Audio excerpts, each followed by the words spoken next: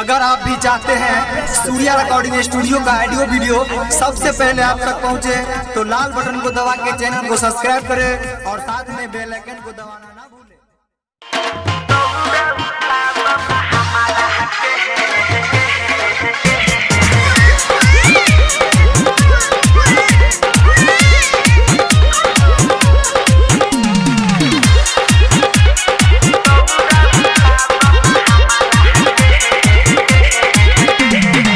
होता है मेरे घाटे चलो सवेरे लाओ लइका थमा दो हमारा के।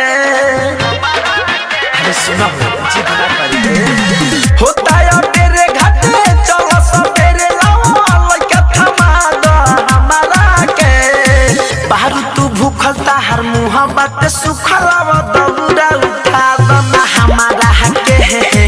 बाहर तू भूखल ताहर मुँह बाटे सुखलावा दौड़ा उठा दो ना हमारा के।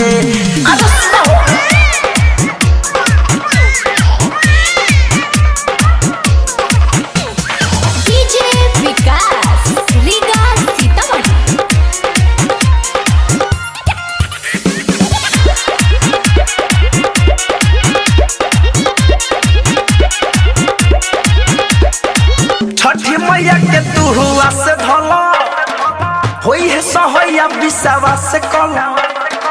महिमाया पार बाटे जहान जहाने बाटे, चलो ना छठी माई के पास चलो। सुना छठी मैया के तू हुआ से धला होई है सहैया विश्वा से कला। महिमाया पार बाटे जहान जहाने बाटे, चलो ना छठी माई के पास चलो। लागी ना भूखा मिली सेवा में सुख धमा, ऐसे ना बैठ तू ठहरा के। बाहर तू भूखल ताहर मुँह बाटे सुखलावा दौड़ा उठा दो ना हमारा के। बाहर तू भूखल ताहर मुँह बाटे सुखलावा दौड़ा उठा दो ना हमारा के।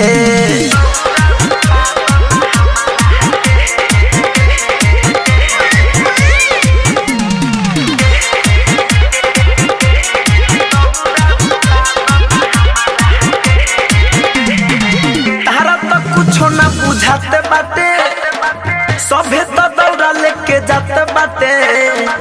बाबू के मांगन हवे माई के देहल हवे, एही से जीवा डरात बाटे। अरे सुनो तारी तारा तो कुछ ना बुझाते बाटे, सभे तो दौड़ा लेके जाते बाटे। बाबू के मांगन हवे माई के देहल हवे, एही से जीवा डरात बाटे। धीरज दीवाना मारे अभी तक कहता रे, धड़कन धमन जगावे लहरा के। बाहर तू भूखल ताहर मुँह बाटे सुखलावा दौड़ा उठा दो ना हमारा के। बाहर तू भूखल ताहर मुँह बाटे सुखलावा दौड़ा उठा दो ना हमारा के।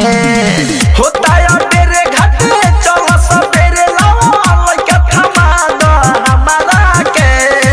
बाहर तू भूखल ताहर मुँह बाटे सुखलावा दौड़ा उठा दो ना हमारा के। बाहर तू भूखल ताहर मुँह बाटे सुखलावा दौड़ा उठा दो ना हमारा के।